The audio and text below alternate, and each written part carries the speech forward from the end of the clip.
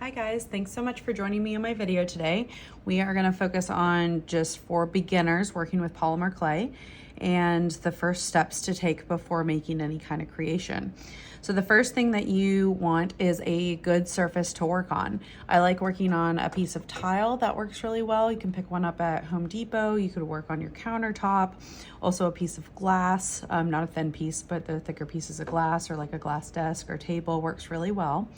You can also work on a piece of parchment paper, which comes in one of my kits from Robinwood & Co.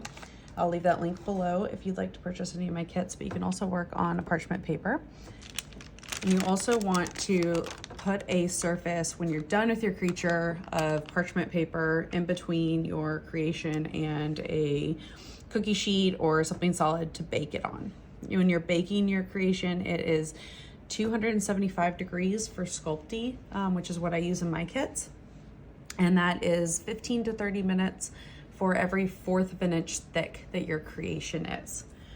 So first we're going to talk about conditioning our clay. So now that we have our clean surface, clean it off really well. Make sure you wash your hands before you start working with the clay. Pieces like lint and little pieces of dirt will definitely be able to be seen on polymer clay.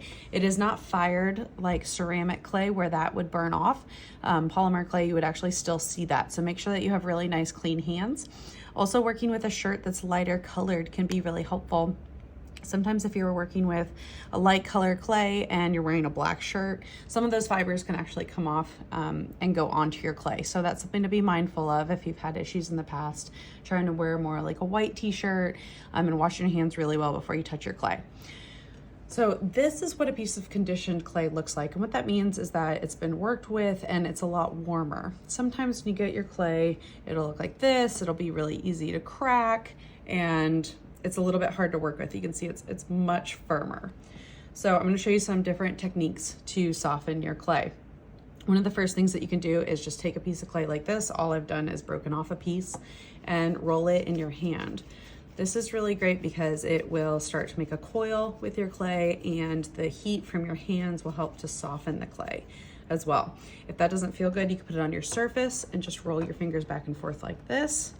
If your clay is cold, or if it just hasn't been conditioned and it's harder, it could actually crack while you're doing this. Totally fine, doesn't mean there's anything wrong with your clay. It just means that you need to keep working with it and keep warming it up. So again, I'm gonna roll it. I think it's easier to roll in my hands, but you can see it's not very smooth. So I'm just gonna roll it out on my table. I like to bend mine in half, twist, and then you can either fold it like this, or you can squish it together like this, or you can just work it in your hands like this.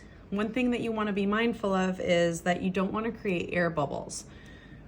Air bubbles can cause cracking after you bake your clay, or they can just poof up a little bit and show that it's not a very even surface, especially if you're making something really thin, like attachments to your figurines or if you're doing earrings.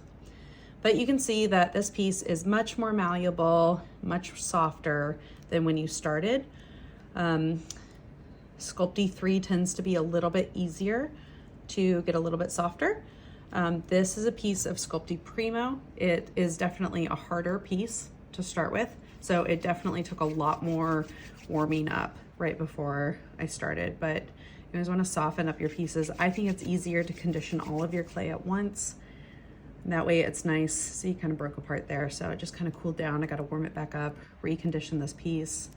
And then I'll start my pieces all together, especially if you're making sculptural pieces.